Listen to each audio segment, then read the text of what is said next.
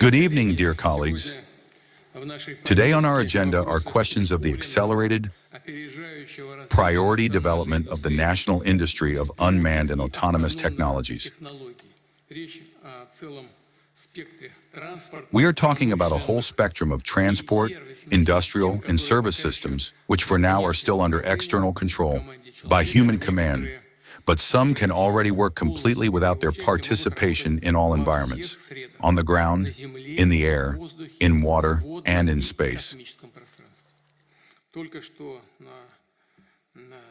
Just now at the exposition, we became acquainted with a whole line of such advanced products, discussed diverse scenarios for their application, including for precision farming. Oksana Nikolaevna was explaining, forest protection. Alexander Alexandrovich also reported for cargo delivery, construction, for urban management, and ensuring security. It must be said directly, it is impressive, both the boldness and the variety of the designers' proposals, and how the technologies created by them radically change the life around us, forming a true economy of autonomous systems. It is natural that this topic is now at the center of attention of all leading countries, in many ways determining their competitiveness in the civilian and indeed in the defense sphere. We understand this well. Therefore, a year ago, we also just recalled this now with colleagues, at a meeting in Tolyatti, we made decisions that opened the way to the widespread use of civilian aerial drones, and in general are of great importance for the development of unmanned transport in all environments in our country. Also in early January, I think, they conducted, or at the end of January, well, at the beginning of the year. I will repeat, important steps have been taken, but in certain directions in this sphere, we still significantly lag behind some other countries. For example, in certain cities of the world, no longer within the framework of individual experiments, but on a mass scale, unmanned taxis are deployed and are carrying passengers. What is even more important, in a number of countries, full sovereignty has been achieved in the production of all components for autonomous equipment. It is obvious that we have the scientific, human resource, and industrial potential in order to enter the ranks of global leaders in the sphere of development, production, and, of course, the wide implementation of autonomous systems. These key technologies, along with digital platforms and artificial intelligence, determine the future of the entire world, and, undoubtedly, the successful realization of our most important plans and initiatives will also depend on this. This was also discussed at the recent Council for Strategic Development and National Projects. I would like to repeat once more. The implementation of autonomous, unmanned solutions into life is, of course, not a fashion.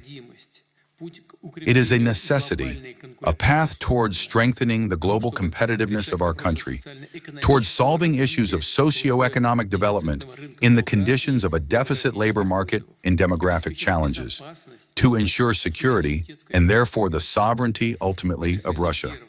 In this connection, the first thing I would like to draw attention to, I asked the presidential administration and the government to present proposals on increasing the effectiveness of managing the development of the national industry of autonomous systems. Such decisions are called upon to establish close coordination of actions in this sphere among ministries, agencies, subjects of the Federation, technology companies, and scientific organizations. Second, I also asked the government to prepare action plans for the introduction of unmanned technologies in key sectors of the economy. We are talking about the growth of labor productivity and improving the quality of people's lives. This includes such systems replacing low-skilled and dangerous labor and contributing to the formation of an economy of high wages. Just now, colleagues were also talking about this in detail. Of course, the displacement of people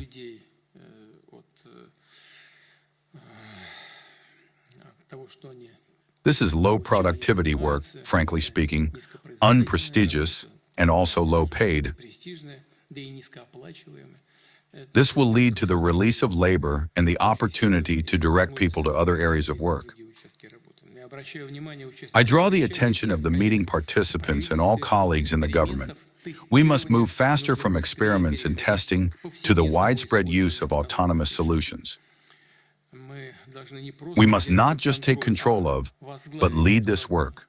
When I said we, I mean the presidential administration, the government of the Russian Federation, and the heads of the country's regions. It is necessary to build qualitatively new technological and business processes in industries based on the use of unmanned systems, and to help entrepreneurs in selecting already available advanced solutions. And of course, it is important to assess the needs of economic sectors for drones, both in terms of volume and their characteristics, so that technology businesses understand the medium-term market prospects and plan investments in production expansion. In turn, the government needs to continue, without delay, removing administrative barriers that prevent the fastest and safest possible introduction of autonomous solutions in sectors of the economy. We also spoke about this at the previous meeting a year ago. Third, a most important role in the development of the economy of unmanned systems belongs to the subjects of the Federation. I asked the governors to use more boldly the already existing rules for regulating flights of civilian drones. Thus, last year, in 2025, and moreover, on the entire territory of the country, a new class of airspace was introduced for them. New opportunities in the use of unmanned aviation are opening up for the regions. It is necessary to act here responsibly, in a balanced manner, and at the same time, of course, as promptly as possible. It follows also to implement in other subjects of the Federation the best practices of Moscow, which today is the absolute leader in the creation of the economy of unmanned systems. And I asked Sergei Semyonovich Sobyanin to build a mechanism for the exchange of experience with colleagues from other regions regarding the application of data processing systems, autonomous solutions, and artificial intelligence, including for the qualitative improvement of the operation of passenger transport. This is an important social dimension of the use of advanced technologies. Fourth, in Moscow, in the Moscow region, in the federal territory of Sirius, as well as on Sakhalin, experimental legal regimes are already in effect. Last year, a decision was made to extend them to all of our Far Eastern regions.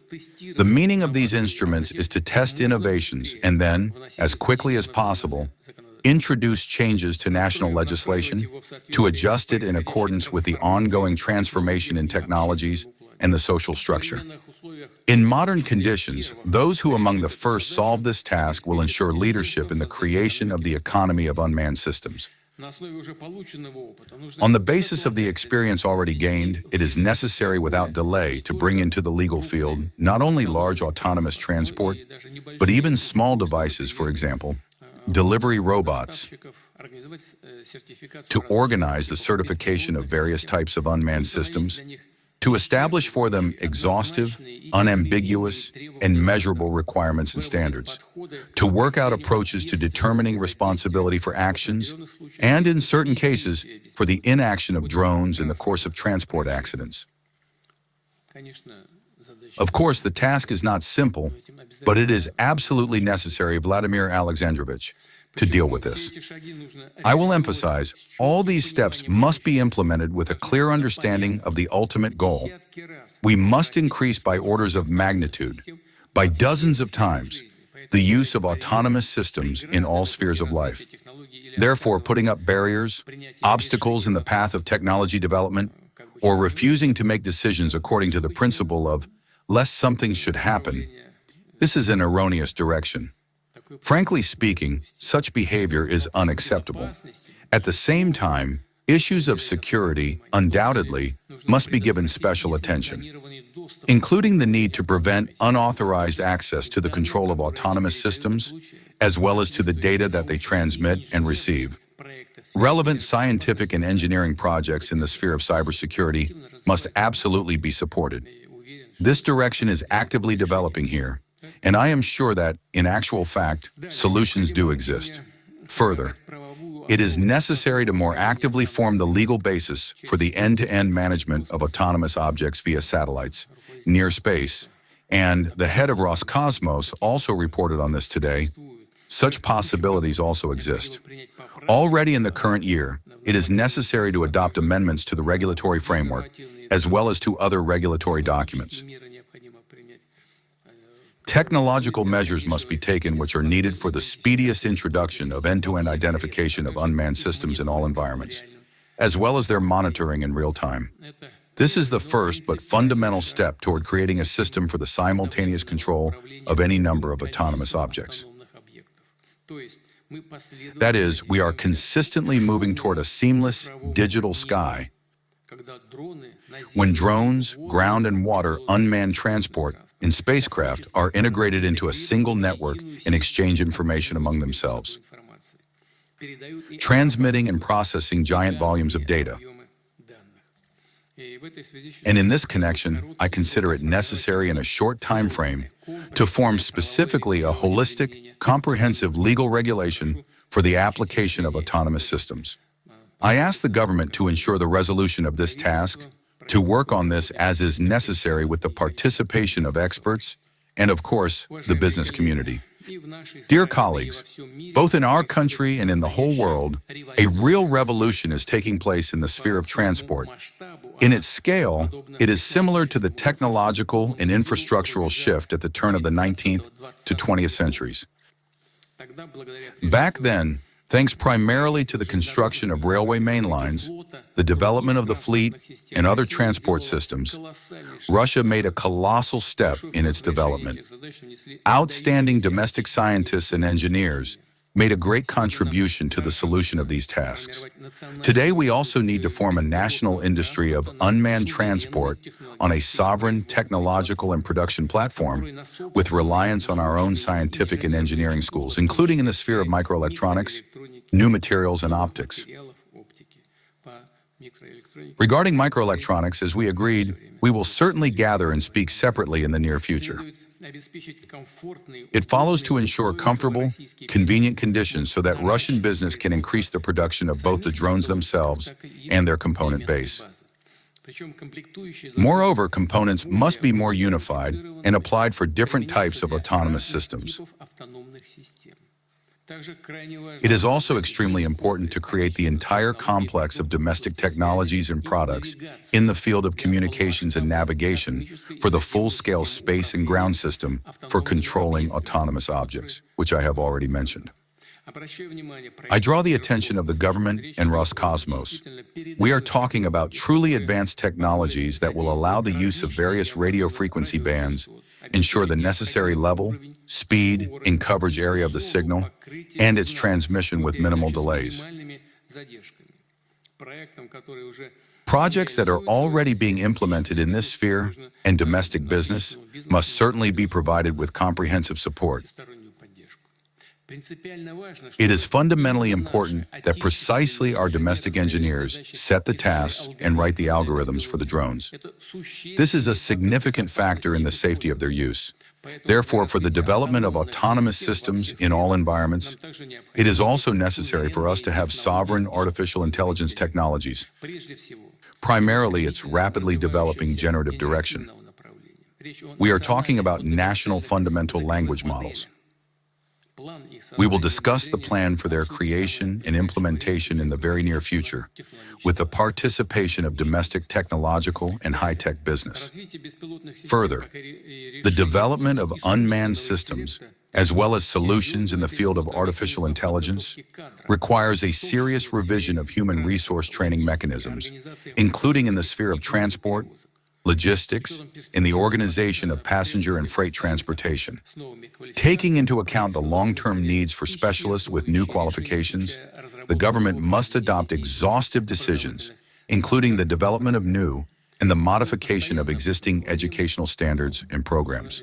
We are constantly talking about this, but it is necessary to engage with this substantively. One more important topic on which I would like to focus our attention today. I ask the government, together with the Defenders of the Fatherland Foundation, to create additional opportunities for attracting veterans and military personnel who have received injuries to the development, production, and operation of autonomous systems. The experience, knowledge, and skills of our guys, our heroes, including pilots of combat drones who have successfully smashed and continue to do so, enemy equipment, must be in demand in civilian life as well, already at the forefront of technological progress. Here, too, it is necessary to remove the remaining administrative barriers and clearly outdated regulatory requirements. Here I ask the presidential administration, together with the military department and the security bloc, to definitely think all of this through and implement it as quickly as possible. Dear colleagues, to create a truly powerful, economically effective industry of unmanned systems, it is necessary to increase the export of such advanced products and to enter world markets. And this world market is very large. They are waiting for us there, I assure you. I simply know about this. Everyone, our friends, our partners, everyone talks to us about this. Among the paramount steps, it is necessary to make customs and other procedures as comfortable as possible for national companies so that they can withstand tough competition with foreign manufacturers. I ask that the appropriate decisions be made in a short time frame. Alongside the development of exports, it is necessary to create a joint, common contour of unmannedness with our friendly partners, to build turnkey aerial drone industries in friendly states, and to form enterprises, training centers, and infrastructure for the operation of drones on their territories. I will note that questions of cooperation in the sphere of unmanned systems were, among other things, discussed in August of last year in Moscow at a special international forum.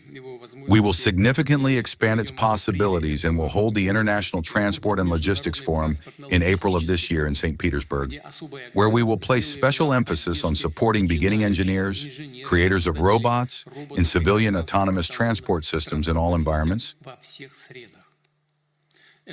This should become a weighty contribution by Russia to the support of talented youth from different countries of the world. And the request for such joint work exists. Let us continue our work. Please, the floor is yours, Andrei Sergeyevich Nikitin. I ask you.